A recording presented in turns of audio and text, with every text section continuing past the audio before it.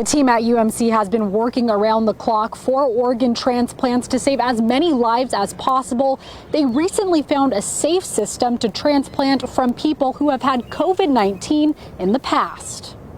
Initial concerns over organ transplants and COVID-19 proved wrong. We were able to facilitate a record number of donations and transplants across the country, and that included here in Nevada. Joseph Ferreira with the Nevada Donor Network says while the screening process for donations changed because of the pandemic, the state more than tripled their transplantation rate.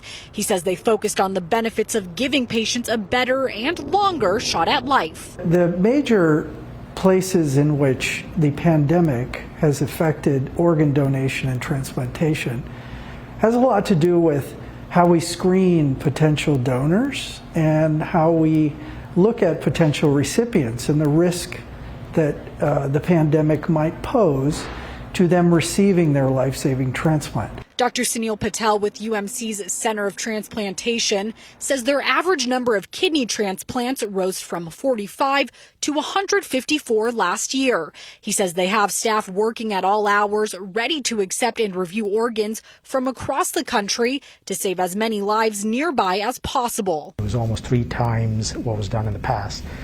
This year, we've already finished around 105 transplants. The hospital did pause live donations during the first and second waves of the pandemic, but through proper protocols, doctors managed to continue with donations from those who had passed. We calculated the net benefit of transplant in the time of a pandemic for the patients and realized that most patients would actually do well if they got transplanted versus waiting and discarding organs. And now, over a year later, and for certain patients, the hospital is even transplanting donations from those who have had COVID-19 in the past, something they weren't sure would have been able to happen so soon. We make sure that there is a benefit to this patient in terms of his survival from getting the kidney transplant, and that the risk of having long-term consequences or even dying from using an organ that was previously exposed to COVID is really low.